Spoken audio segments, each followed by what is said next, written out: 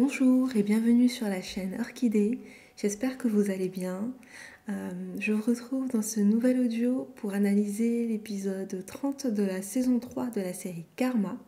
Donc c'était encore un épisode tellement intéressant avec tant de rebondissements.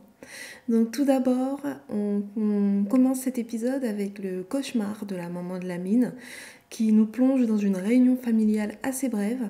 Et dans cette scène, c'est la table basse qui a attiré mon attention. On y voit une otarie ou un lion de mer présent au niveau de cette table. Et cet animal, selon moi, représente Mai, Lamine ainsi que bébé Saliou, car c'est un animal qui a bien failli disparaître, mais grâce à des mesures de protection, aujourd'hui il prospère à nouveau dans un milieu naturel. Et cet animal sait tant vivre en mer que sur terre. Donc il représente également bien Mai qui a survécu dans un milieu hostile par rapport à sa belle famille. Et elle a une grande capacité d'adaptation qui fait d'elle cette femme que l'on apprécie beaucoup dans cette série. Et on constate également que la balle blanche que tient en équilibre l'otarie représente également la vie et peut être mise en parallèle avec le coussin blanc que Mai tient au niveau de son bas-ventre avec une posture protectrice à 2 reprises dans cet épisode. Et cela représente donc la vie qu'elle a portée, qui est bébé Saliou. Et le blanc est également un indice que bébé Saliou allait s'en sortir et aurait été épargné puisqu'il représente l'innocence. Et cette otarie représente également la fameuse tante Abby, donc la tante du papa Saliou, puisque la bouche des otaries contient une bactérie tellement dangereuse pour l'homme, et une seule morsure de cet animal est plus dangereuse que celle des autres animaux qui sont plus souvent en contact avec l'être humain. Et cela correspond totalement à cet acte mystique qui a été infligé à Mai et Lamine et qui s'est répercuté sur bébé Saliou, et que même la médecine allopathique, donc la médecine conventionnelle, n'a pas su totalement éradiquer. De plus, la posture d'équilibriste qu'a cet animal au niveau de cette table nous donne l'impression qu'il fait tenir, grâce à cette seule balle, la table vitrée. Et cela fait référence donc au fait que l'équilibre de cette famille ainsi que la vie de l'un d'entre eux ne tenait qu'à un seul fil jusqu'à la révélation de la véritable coupable de cet acte ignoble. Et chez les Amérindiens, l'otarie représente le dilemme. Et ça correspond également à la situation dans laquelle se trouvait cette famille, puisque papa Saliou était face à un dilemme, puisqu'il devait soit prendre le sort sur lui, soit le laisser à bébé Saliou et laisser cet innocent en pâtir. Et le dilemme était aussi du côté de sa femme, qui pouvait soit se sacrifier, soit laisser son mari le faire à sa place. Donc Marodi nous a tenus en haleine jusqu'au bout avec cette intrigue. Et ils nous ont mis plusieurs indices qui nous ont fait croire à tort à la disparition de la mère de Lamine. Par rapport à tous les autres membres de la famille qui portent des couleurs plutôt lumineuses dans cette scène où elle cauchemarde, on voit que la mère de Lamine est vêtue de mauve foncé qui fait référence au deuil, à la solitude. Donc elle a eu un deuil au sens filial, puisque dans cette scène, même Lamine ne voulait plus lui adresser la parole. Et en termes de solitude, on voit que tout le monde a quitté la pièce sans lui adresser un seul mot, en lui lançant des regards réprobateurs. Et à son réveil, on constate qu'elle a un foulard noir sur la tête qui fait encore référence au deuil. Donc la maman de Lamine finit à l'hôpital et jusqu'au bout, on croit que c'est elle qui va donc y laisser sa vie.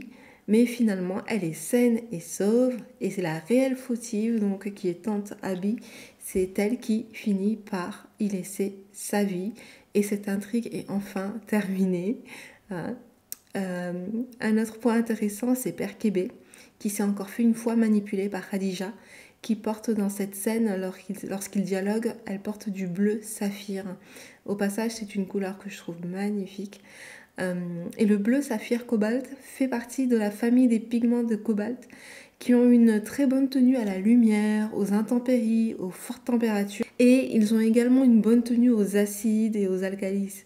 Et là, ça correspond totalement, ce sont des caractéristiques qui correspondent totalement au profil de Khadija, qui a un profil plutôt vindicatif, qu'Ahmed Kébé a du mal à percer à jour, hein, et c'est une femme qui semble avoir eu plusieurs vies avant lui et qui a résisté et survécu à de multiples plans qu'elle a fomentés contre autrui dans le passé pour pouvoir s'enrichir. Mais cette fois-ci, elle s'en est prise à quelqu'un de plus fourbe et de plus rusé qu'elle. Et la conversation entre Sorna Khadija et Père Kébé crée un réel contraste avec celle qu'il a avec Mère Kébé, qui parvient à déceler à chaque fois que son mari est inquiet ou préoccupé. Donc elle n'interagit pas avec lui dans l'optique de prendre quelque chose, contrairement à Khadija, mais elle est plutôt dans l'optique de donner d'elle-même pour concourir au bon fonctionnement de son ménage. Et franchement, Mère Aïda, on peut lui reprocher beaucoup de choses, mais dans son couple, je trouve que c'est une femme qui est perspicace, observatrice, intuitive, et elle est à l'écoute de son mari avec beaucoup de respect et de douceur. Et cela lui permet en fait de protéger sa famille sans entrer dans des conflits permanents et perpétuels avec son mari, parce que lorsqu'elle détient des informations qu'il ne possède pas, elle ne le rabaisse pas par rapport à cela, mais elle fait bon usage de ces informations, comme ça va être le cas actuellement dans cet épisode. Et on constate également qu'Ahmed Kébé est facilement manipulable face à Khadija. Et heureusement donc que Kaïda Kébé est là pour veiller au grain.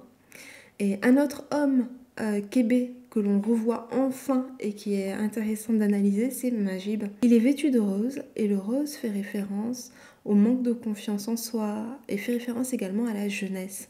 Donc il est encore fragile et se bat avec les démons qui ont surgi dans sa jeunesse.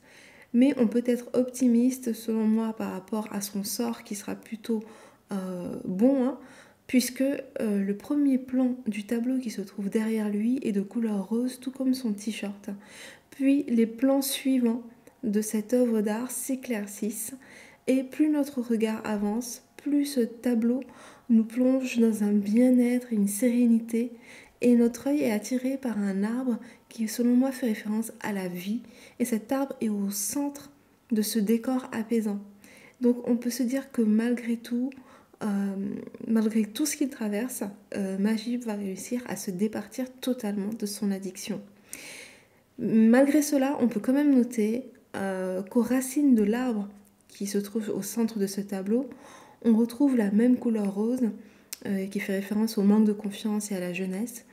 Et cette couleur rose, donc, qui est rappelée aux racines de cet arbre, montre que toute sa vie, Majib devra se souvenir d'où il vient, du chemin qu'il a parcouru, et il devra rester malheureusement très vigilant pour ne pas retomber dans cette addiction. Et qui dit Majib dit Malika, bien entendu. Malika qui fait preuve de lucidité, qui veut quitter la maison, mettre un terme à cette relation assez floue, hein.